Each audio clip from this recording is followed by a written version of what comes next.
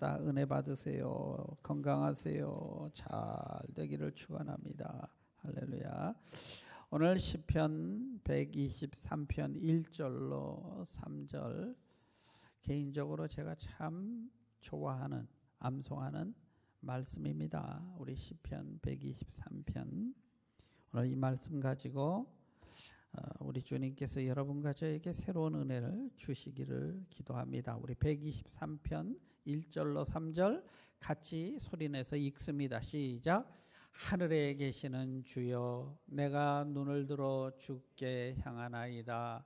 상전의 손을 바라보는 종들의 눈같이, 여주인의 손을 바라보는 여종의 눈같이 우리의 눈이 여호와 우리 하나님을 바라보며 우리에게 은혜 베풀어 주시기를 기다리나이다. 여호와여, 우리에게 은혜를 베푸시고 또 은혜를 베푸소서. 심한 멸시가 우리에게 넘치나이다. 아멘. 성경에서는 믿음에 관해서 히브리서 11장 1절에서 이렇게 표현을 합니다. 히브리서 11장 1절 같이 읽죠. 시작. 믿음은 바라는 것들의 실상이요 보이지 않는 것들의 증거니. 선진들이 이로써 증거를 얻었느니라. 바라는 것들의 실상, 보이지 않는 것들의 증거다. 자주 들은 말인데 무슨 시 같기도 하고, 그죠? 또 뭐 심오한 말인 것 같기도 하고, 근데 실상은 이게 무슨 말인지 이렇게 가슴에 잘 와 닿지를 않는 그런 말씀입니다. 믿음은 바라는 것들의 실상이요 증거다. 이 실상이라는 히브리어 단어에는요, 상이 있으면 받침대 있죠. 받침대. 받침대라는 뜻이 있어요. 그러니까 믿음이 있어야 지탱이 된다는 뜻이죠. 믿음은 우리를 붙들어주는 받침대다, 이런 뜻이 들어가 있고요. 증거다, 나타난다. 눈에는 보이지 않지만 결과는 나타난다, 이렇게 표현을 하는 말씀입니다. 우리가 아는 것은, 인지하는 능력은 감각으로 압니다. 보고, 듣고, 만지고, 맛보고 이러면서 우리가 인식을 하지요.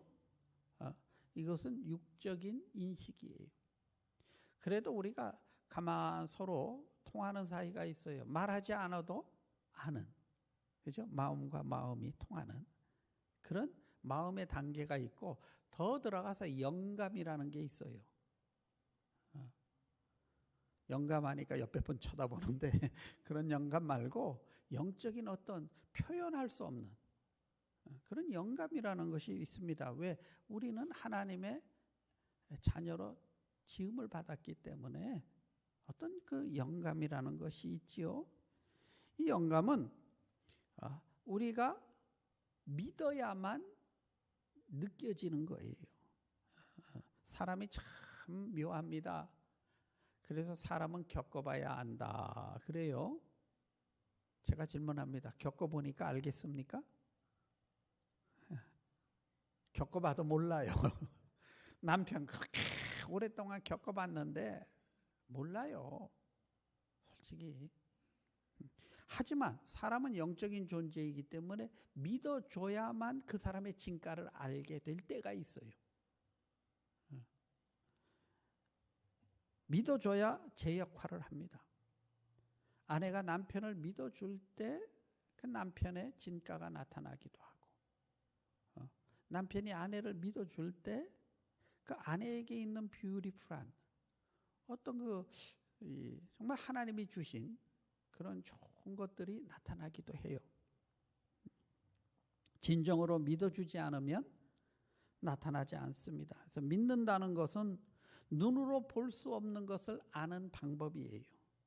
내 눈, 내 손, 내 머리로 이렇게 알 수 있는 것이 있고, 눈으로 보이지는 않지만 아는 것이 있어요.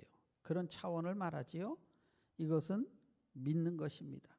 보지 못하는 것의 증거다. 선진들이 이로써 증거를 얻었다. 이 무슨 뜻이냐면요, 우리보다 먼저 하나님을 믿은 사람들을 통해서 그들의 삶이 믿음이 무엇인가를 우리에게 보여주고 있다. 이런 뜻이에요. 그러면서 쭉 성경의 각 시대에 각기 다른 사람들이 살다 갔지만 한 가지 그들이 어떤 사람은 이렇게 살고 어떤 사람은 저렇게 살고 했지만 그들이 나름대로 한평생 살면서 믿음으로 사는 그 결과를 짤막하게 아무개는 이랬고 아무개는 저랬고 이러면서 쭉 예를 들어 설명을 하고 있어요. 그래서 히브리서 11장을 이 목사님들이 믿음의 장이다 이렇게 불러요. 근데 저는 믿음의 장이라고 부르지 않고 제 나름대로 믿음의 전당이다. 저는 이렇게 이름을 붙이고 싶어요.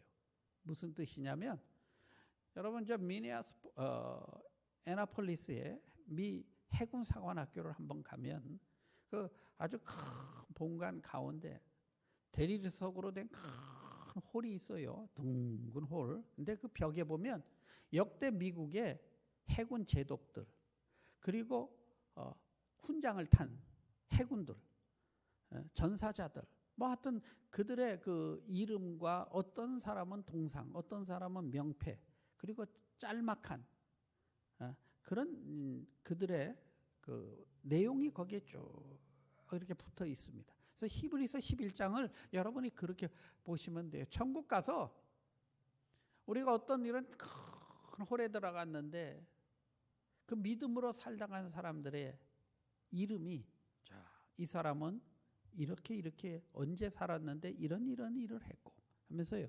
믿음의 전당이에요.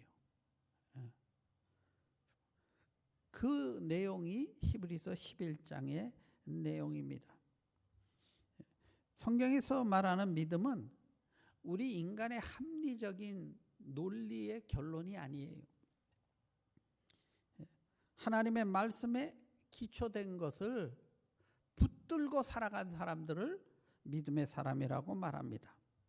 근데 많은 경우 이 믿음이 참 힘든 게 우리가 생각하는 이 합리적인 생각과 반대로 보여지는 때가 너무 많아요.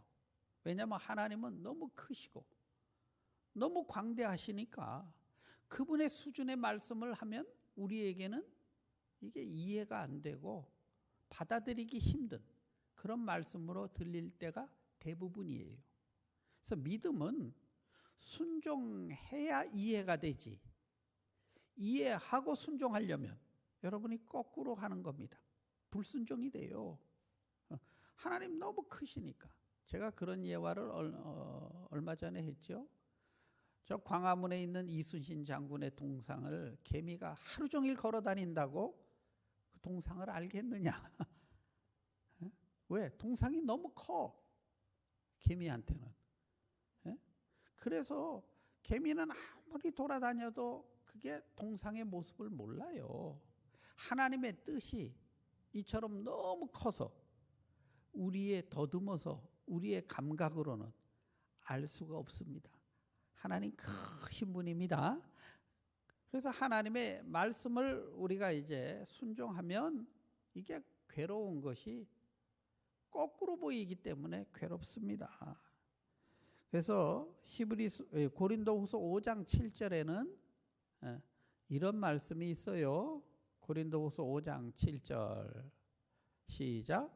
이는 우리가 믿음으로 행하고 보는 것으로 행하지 아니함이로다. 그러니까 눈에 보이는 환경 따라서 그렇게 내가 사는 것이 아니고 하나님의 약속대로 사는 것이 믿음이다. 이렇게 표현을 합니다.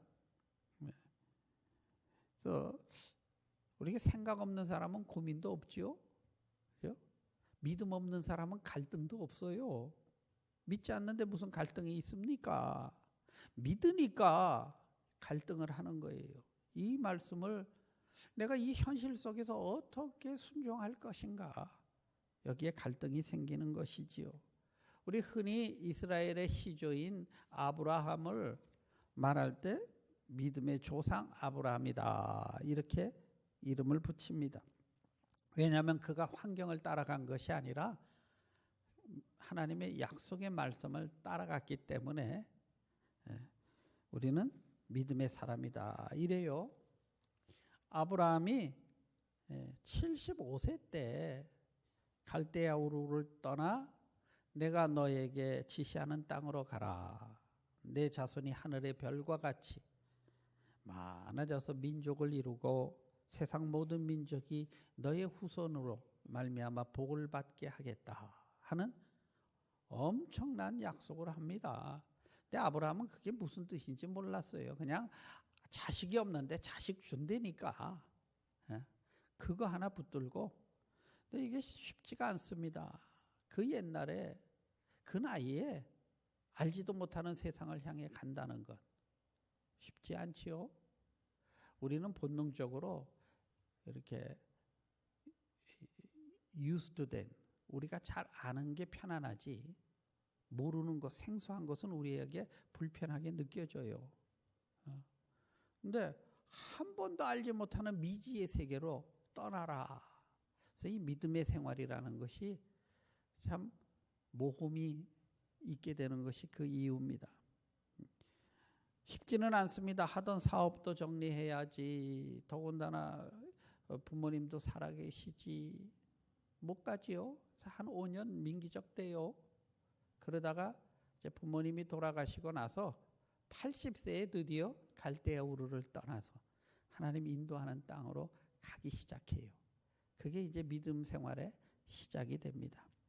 먹고 살아야 되니까 유목민이 되었죠. 장사하던 사람이 유목민이 된 겁니다. 그 하나님이 정말 축복을 하셨어요. 기가 막히게 축복을 하셔서 양떼, 소떼 막 크게 늘어나기 시작하는 거예요. 일하는 사람들도 몇백 명이 되고 막 족장이 되는 큰 돈을 벌었는데 문제는 딴 건 다 축복하시는데 하나님이 자식을 주시겠다는 그 약속은 안 이루어지는 거예요. 그래서 아브라함이 뭐 1년을 기다려도 안 되고 5년을 기다려도 안 되고 10년을 기다려도 안 되고 나이는 먹어가고 몸은 늙어가는데 점점 불가능해지는데 안 되는 거예요. 그래서 너무 힘들 때면 하나님이 또 나타나서 약속을 해주세요. 이걸 갖다 언약이라 그러지요. 떠날 때 자기 조카 롯을 자식처럼 데리고 떠납니다. 롯도 큰 복을 받아요.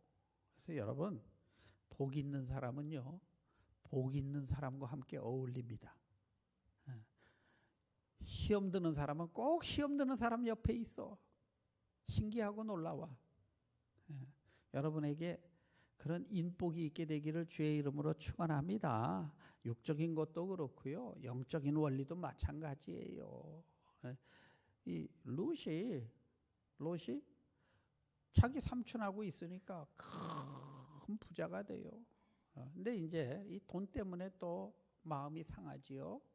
아브라함의 목동과 롯의 목동이 서로 우물 차지하겠다고 막 싸우고 그래서 결국은 갈라서게 됩니다. 돈 때문에 갈라서는 거예요.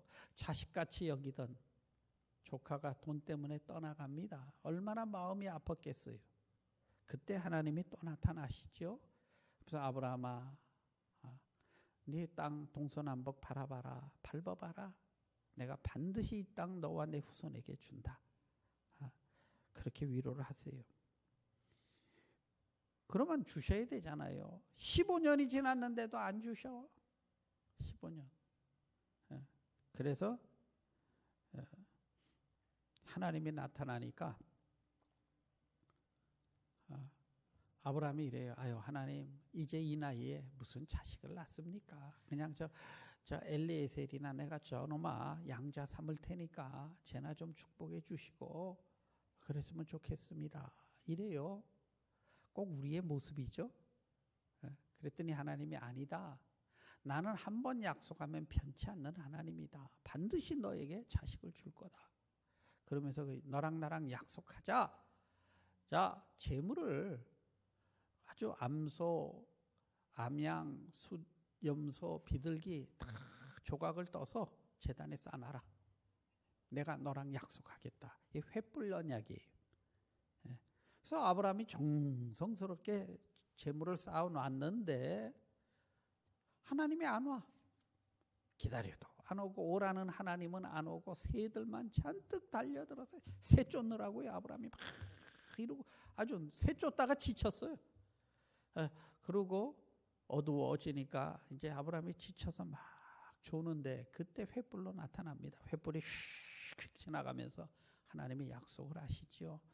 네가 많은 자손을 얻게 돼갖고 내 자손이 애굽에 들어가서 400년 있다가 나중에 저들이 내 자손을 괴롭힐 것이고 내 후손이 저들을 심판하고 나와 이 땅에, 그때쯤이면 이 땅이 악으로 가득 찰 테니까 그때 이 땅을 심판하며 이 땅을 차지하게 될 것이다는 하나님의 그 원대한 구원의 플랜을 하나님께서 아브라함에게 가르쳐 주십니다. 그래서 이것을 횃불 언약이라 그래요.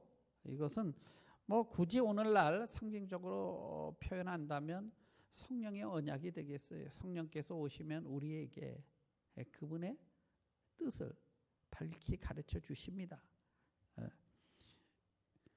그러면 이제 하나님이 약속을 지켜야 되는데 여전히 또 애가 안 생겨요. 아니 종들은 지금 애가 너무 많이 생겨가지고 가난한데 애들은 또 왜 그렇게 많이 나는지 막 8명, 10명 막 낳는 거예요. 근데 자기는 자식이 없어. 그때 아내가 아브라함에게 말합니다. 뭐 그렇게 얘기는 안 하지만 아마 재미있게 표현하자면 이럴 거예요. 여보, 아무리 생각해봐도 나는 안 돼. 그러니 이제라도 젊은 여자 얻어서 당신 그렇게 소원하는 아들 한번 낳으셔. 딴 사람도 아니고 아내가 그러는 거예요. 아내가 못 낳겠다는데 어떡할 거예요. 그러니까요, 우리가 하나님의 약속을 믿을 때 가장 가까운 사람이, 가장 약할 때 가장 합리적인 그런 모습으로 다가온다는 것, 여러분 깨어 분별할 수 있게 되기를 축원합니다. 딴 사람도 아니고 아내가 그러니까 말 듣지요. 그래서 애굽의 여종이었던 하갈을 씨바지로 받고, 가장 상식적이에요. 사실 생각해 보세요. 그 나이에 무슨 할머니 할아버지가 애 낳겠습니까? 가장 상식적으로 행동한 거예요. 그리고 가장 확실했어요. 진짜로 아들을 낳았어요. 이스마엘이라는 아들을 낳았지요. 근데 결과적으로는 그 아이가 어느 정도 클 때 그 아이를 아브라함의 손으로 내쫓아야 되는 아픔을 겪고, 그 이스마엘의 후손과 나중에 자기가 낳은 언약의 자손 이삭의 후손과 원수지간이 되고요. 지금도 민족의 원수가, 아랍 민족과 이스라엘 민족 원수가 된 것이, 큰 화근이 된 것이 성경에 나타나고 있습니다. 이제 아브라함이 99세 때 하나님 또 나타나셔가지고 아들을 준다 약속을 하면서요. 이번에는 무슨 약속을 하냐? 할례를 받아라. 할례의 언약이에요. 이제 너와 내 후손은 할례 받는 민족이 되게 하고 분명히 아들 준다. 그래서 할례를 받는데, 이 할례는 오늘날로 치면은 굳이 표현하면 세례를 상징합니다. 거듭남을 상징해요. 그때쯤 되니까 아브라함이 믿음이 생긴 거예요. 그래서 성경에는 너희는 육체의 할례를 받지 말고 마음의 할례를 받아라, 거듭나라 하는 뜻이 되겠지요. 그리고 100세에 드디어 아내 사라를 통해 아들을 낳게 됩니다. 이거 우리 다 아는 이야기죠. 자, 질문합니다. 왜 하나님은 그렇게 오래 기다리게 하셨을까? 사랑한다면서 빨리빨리 좀 팍팍 밀어주면 얼마나 좋겠어. 왜 하나님은 그렇게 아브라함을 오래오래 기다리게 했을까? 근데요, 이것은 뭐 철저하게 기다리는 훈련을 시킨 거지요. 근데 우리는 생각에 아브라함이 기다렸다고 생각이 되는데요, 성경을 가만히 읽다 보면 아브라함이 기다린 게 아니라 하나님이 기다리고 계셨어요. 하나님이 아브라함이 그 약속의 말씀을 받을 만한 받침대가 생길 때까지 하나님은 끝없이 기다리시고 실수할 때마다 그를 잡아주시고 계속 하나님이 기다리시고 하나님이 이루어지십니다. 그래서 아브라함이 훌륭한 게 아니라 그런 사람으로 만들어 가신 하나님이 훌륭하신 분임을 깨닫게 되기를 주의 이름으로 축원합니다. 인간의 입장에서는 왜 하나님 빨리 안 해주시냐고, 답답하다고, 안 되니까 내가 그러지 않았느냐고, 그건 우리 생각인데 하나님 입장에서는요, 하나님이 끊임없이 기다려 주시고 세워주신 거지요. 언제까지 기다리셨나? 로마서 4장 19절 21절에 나옵니다. 시작. 그가 100세나 되어 자기 몸이 죽은 것을 알고 사라의 태가 죽은 것 같음을 알고도 믿음이 약하여지지 아니하고 믿음이 없어 하나님의 약속을 의심하지 않고 믿음으로 견고해져서 하나님께 영광을 돌리며. 안다는 거예요. 이건 말이 안 되는 걸 아는데 지금 주시는 자식은 내 자녀가 아니라 이건 100% 하나님의 은혜요, 하나님의 기적임을 인정할 때까지 하나님이 기다리신 것이지요. 아브라함 주위 사람들도 믿지 않았지요. 뭐 사람들이 저 노인네가 무슨 애를 낳는다고 저러나 그랬겠지요.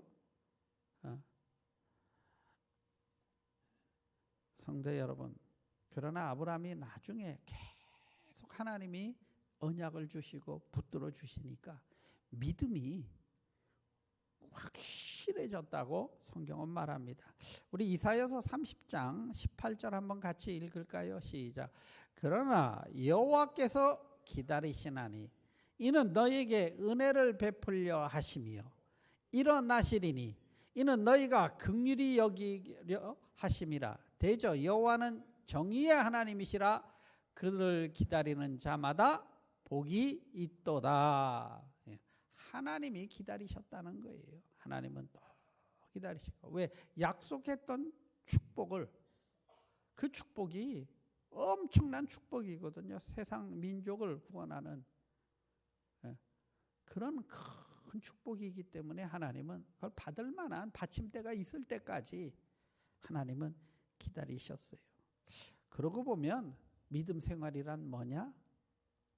하나님의 약속이 내 삶 속에 이루어질 때까지 기다리는 것. 그게 믿음이에요. 문제는 우리가 좀 기다리다가 참지를 못하는 거예요. 아브라함 같이 뭐 말이 안 돼. 그러니까 제일 확실한 방법 택하자. 그렇게 자꾸. 그래서 하나님의 일을 더 그르치고 시간을 더 오래 끌리고 그렇게 하게 된다는 거지요. 이스라엘 백성들이 광야에서 40년 이렇게 생활한 거 봐도요. 그렇게 거의 막바지에 와서 못 견뎌요. 그냥 불평하고 뭐 하고 조금만 더 참으면 되는데 그래서 일을 그르치고 그래서 시간이 자꾸 걸려요. 기다릴 수 있다는 것은 믿음이 있어야 가능합니다. 그래서 믿음은 기다리는 것이다. 이렇게 정의할 수도 있습니다. 우리 사무엘상 10장 8절에 보면 사무엘 선지자가 사울 왕에게 이렇게 말해요. 너는 나보다 앞서 길갈로 내려가라. 내가 네게로 내려가 번제와 화목제를 드리리니 내가 네게 가서 내가 행할 것을 가르칠 때까지 7일 동안 기다려라. 사울 왕에게요. 이제 큰 전쟁을 앞두고 기다려라. 하나님 분명히 너에게 구체적인 승리의 방법을 알려줄 것이니까 길갈에 가 7일 동안 기다려라. 사울 왕이 가서 기다렸는데 7일이 돼도 사무엘이 안 오는 거예요. 요즘 같으면 뭐 핸드폰이라도 있는데 아무리 기다려도 안 와. 에이 안 오나 보다. 그거 어떡하냐. 우리 힘으로 해야지 뭐 할 수 없지. 야 그 재물 갖고 와. 그래서 자기가 제사를 드려버려요. 그때 사무엘이 나타나가지고 왕이요 하나님 기다리라고 했는데 왜 그렇게 망령되게 행하십니까? 당신이 하나님 기다리지 못해서 이제 하나님이 당신의 왕위가 짧아질 거고 다음번 왕을 하나님이 세울 겁니다. 하나님 앞에 버림받기 시작함이 그때부터였어요. 그런데 왜 사울이 그렇게 끝까지 못 기다렸는가? 환경 때문이에요. 환경을 바라보니까 지금 블레셋 군대랑 싸우려고 왔는데 앞에 보병이 병거가 3만 그 기록에 의하면 그러니까 전차가 3만 대예요. 쉽게 말하면 마병이 6천 장갑차가 6천이죠. 그리고 해변에 모래와 같이 수많은 블레셋 군대가 꽉 와서 앞에서 진치고 있는데 그걸 본 이스라엘 병사들은 하나 둘 탈영병이 막 생기기 시작하는 거예요. 슬슬 또 막 급해. 어떻게 급하니까 내가 먼저 하자 이래버렸다는 거죠. 그래서 사울이 기다리지 못해서 그가 하나님 손에 점점 떨어져 나가게 됩니다. 왜 하나님이 그럼 빨리 안 왔느냐? 사울에게 기다리는 훈련 시켜주는 거죠. 왜? 이 전쟁은 네가 하는 게 아니고 이 전쟁은 내가 한다 하는 걸 가르치기 위해서 그러는 건데 그걸 못 기다리는 거예요. 사울 왕 다음 왕이 다윗이죠. 근데 다윗도 가만 보면요, 기다리는 훈련을 지독히 했어요. 오늘 시편 123편도 다윗의 고백이에요. 하나님, 내가 주님을 기다립니다. 주님의 손끝을 바라는 종의 모습처럼 내 주님의 처분만 바라고 있습니다. 이루고 고백해요. 우리 1, 2절 다시 한번 읽습니다. 시작. 하늘에 계시는 주여, 내가 눈을 들어 주께 향하나이다.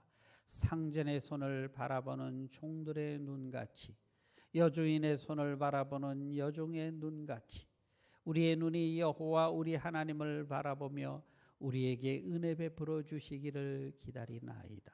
저는 이 말씀이 가슴에 팍 와닿은 게, 커피숍에 갔어요. 스타벅스에.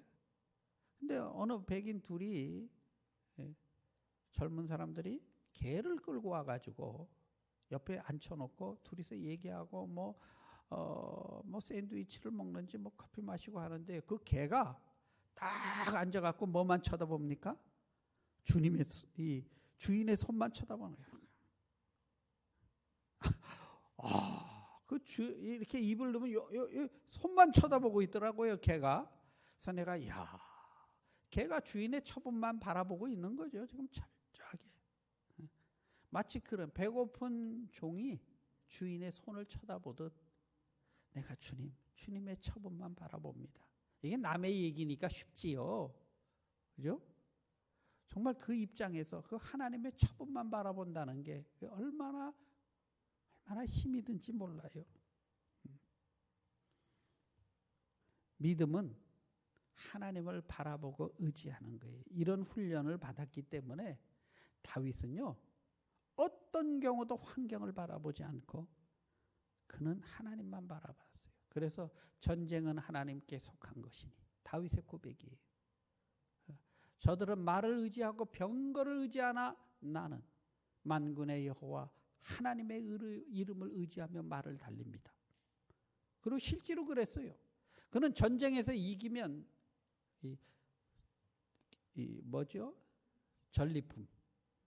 근데 전리품 중에 가장 값진 전리품이 뭔지 아십니까? 전투마예요. 전투마. 말을 전쟁터에 끌고 나가서 하는 전투마 하나 훈련시키는데 굉장한 돈이 들지요. 그 전투마 이렇게 뺏으면요, 다윗은 전부 그 말 뒤꿈치를 다 끊었어요. 농사 짓는 말로 쓴 거예요. 전쟁으로 쓰지 않았습니다. 왜? 나는 하나님의 이름 때문에 내가 싸우지 인간의 노력으로 되어지는 것이 아니다. 그랬기 때문에 다윗은 기도하면 하나님이 정확하게 그에게 영감을 주시고, 이번 전쟁은 어떤 식으로 해라, 어떻게 해라, 구체적으로 가르쳐 주셔서요. 다윗은 백전백승이에요. 왜? 하나님이 함께 하시는데. 이해가 되시면 아멘 하십시다. 우리가 영적 전쟁이 똑같아요. 철저하게 주님 바라보면서 그분을 기다릴 때 이게 되는 것이죠. 조금 하다가 안 되면 그냥 내 방법대로 팔딱팔딱 해버리면 일이 자꾸 망가지게 되는 것입니다. 무엇이 이런 어려움을 견딜 수 있는 힘을 주는가? 그 버팅기는 힘이 믿음이라는 거죠. 버팀목이. 믿음이 있어야 버팅기지. 믿음 없는데 어떻게 기다리겠느냐. 우리 하박국서 2장 3절에 이런 말씀이 있습니다. 하박국서 시작. 이 묵시는 정한 때가 있나니 그 종말이 속히 이르겠고 결코 거듭되지 아니하리라. 비록 더딜지라도 기다리라. 지체되지 않고 반드시 응하리라. 저는 여기서 딱 한 말씀만 없었으면 좋겠어요. 더딜지라도 요것만 빠졌으면 얼마나 좋을까. 그래. 더디다는 거예요. 기다리는 사람 입장에서는 이거 죽을 맛이에요. 하나님은 속히 온다 그러지만 기다리는 나는 너무너무 더디게 오고 힘들게 느껴진다는 뜻이죠. 근데 더딜지라도 어떡하라? 기다려라. In His time. 하나님의 방법대로. 그리고 그 시간이 최고의 시간인 줄 믿으시기를 축원합니다. 자꾸 내 수준으로 생각을 하면 이해가 안 되지요. 우리 더딘 시간, 우리 생각에는 이거 웨이스트하는 멈춘 시간처럼 느껴집니다. 그런데요, 이 시간은 멈춘 시간이 아니에요. 약속의 씨앗이 자라나고 있는 시간입니다. 헨리 나우웬이라는 가톨릭 신부가 있어요. 그분이 쓴 많은 책들이 있는데 한국에서는 기다림의 영성이라는 그런 책으로 나온 책이 있습니다. 그 책에서 진정한 기다림은 하나님의 약속의 씨가 현재 심겨져 있다는 것을 믿을 때 가능하다. 이렇게 표현했어요. 이것은 무슨 말이냐면 진정한 기다림이란 농부가 씨를 뿌리고 언제고 열매를 거둔다고 기다리는 것 같이. 근데 그 기다림이 노는 시간이 아니잖아요. 그 기다림이 곡식이 자라는 시간이잖아요. 그것을 표현하고 있죠. 자, 우리가 왜 기다려야 하는지 히브리서 10장 36절에는 이렇게 말합니다. 히브리서 10장 36절 시작. 너희에게 인내가 필요하면 너희가 하나님의 뜻을 행한 후에 약속한 것을 받기 위함이라. 농부가 왜 기다립니까? 추수하기 위해 기다리는 것 아닙니까? 그러니까 하나님이 약속한 것을 받기 위해 기다리는 것이지. 좀 하다 안 되어서 다 멀어내면 소용이 없습니다. 그러면 우리가 아무것도 안 해야 됩니까? 그렇지 않지요. 이 아브라함이 그 횃불 언약 때 이 새들을 자꾸 쫓잖아요.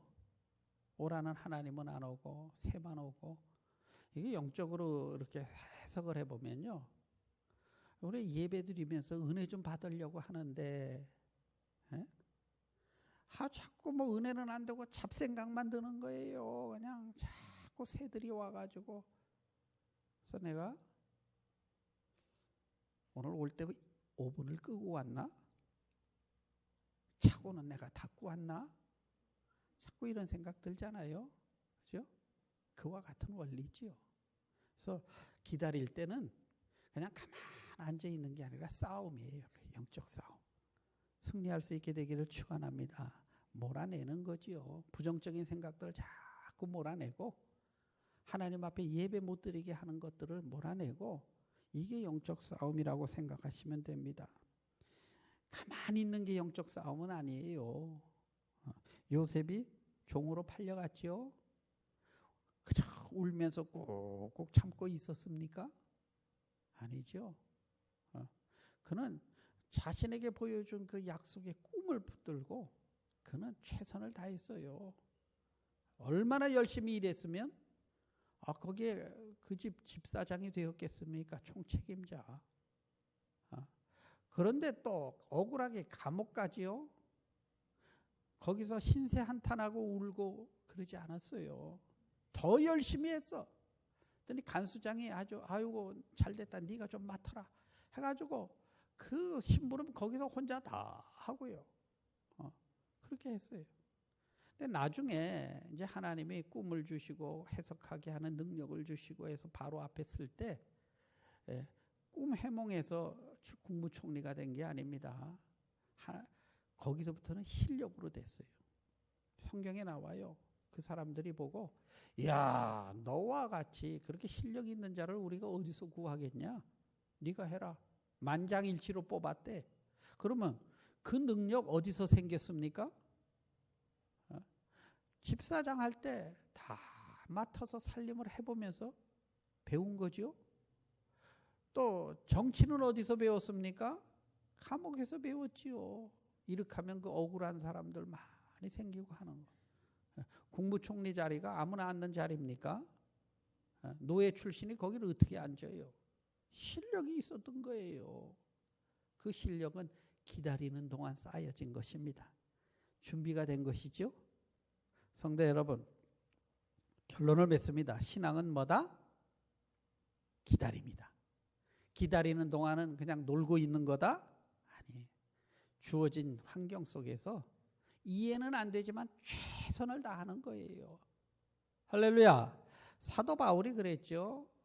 예루살렘 감옥에 가서 억울하게 갇혔어요. 언제 풀릴지 몰라. 답답해.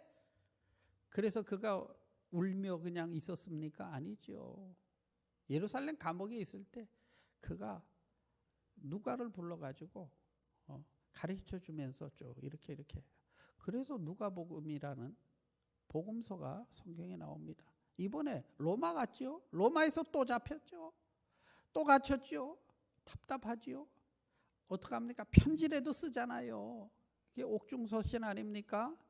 에베소서, 골로새서, 빌레몬서, 필립, 그거 전부 옥중서 편지예요. 그게 성경이 될 줄 누가 알았어요? 그분이 묶여 있으니까 글로라도 내가 써야지. 그렇게 하면서 쓴 것이 그가 돌아다니면서 교회 개척한 숫자보다 그 후 2000년 동안 수많은 영혼들이 하나님 앞으로 돌아오는 축복의 기간이 된 것입니다.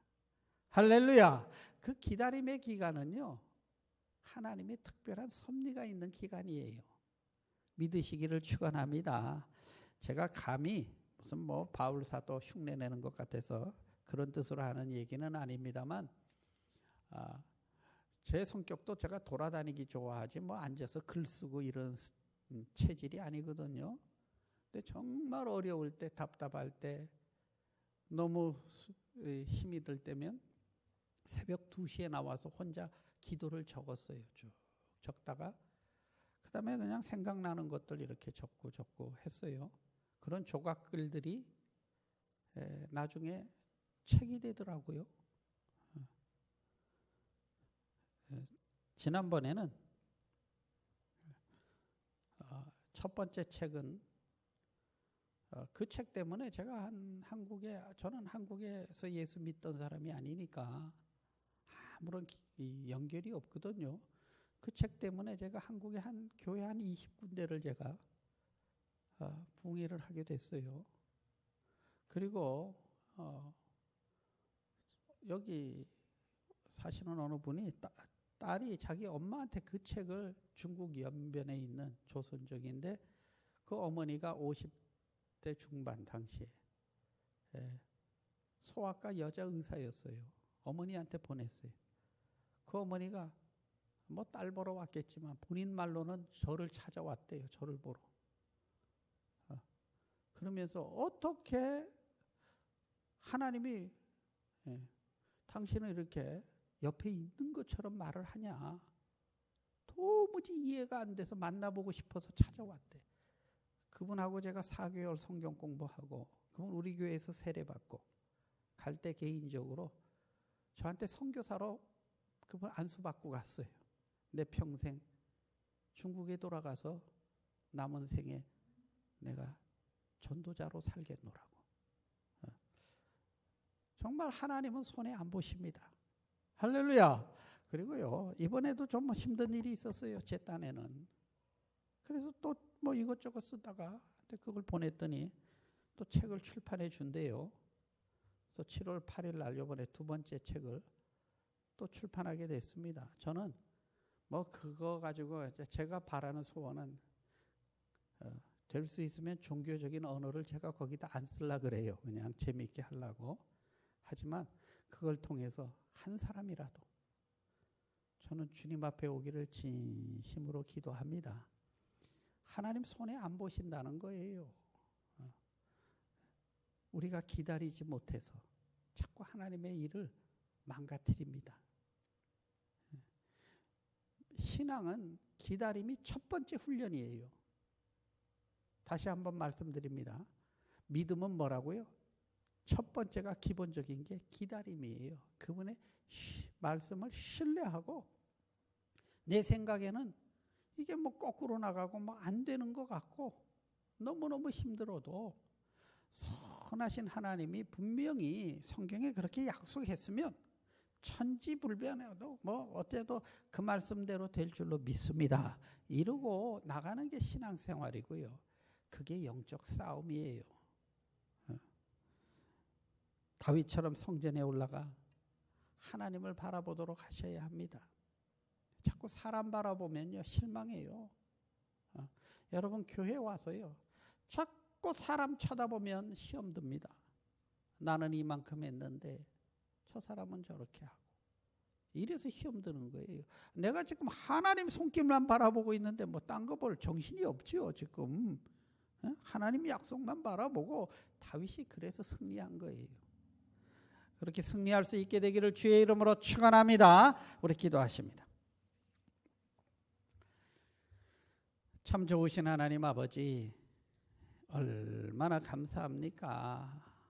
우리 하나님 분명히 살아계신 하나님인데, 하나님이 기다려라 내가 속히 오리라 하면 더딜지라도 기다리라고 했는데, 자꾸 우리는 기다리다가 내 생각엔 이해가 안 돼서 상식적인 방법으로 아브라함이 하갈을 얻듯이 그걸 얻고 아픔을 겪고 주변 사람들을 아프게 만드는 그런 실수를 할 때가 얼마나 많습니까? 주님은 분명히 계획이 있으시고, 주님은 분명히 우리 삶 속에 역사해 주심을 믿습니다. 예수님의 이름으로 간구 기도드립니다. 아멘. 우리 다 일어나서서 우리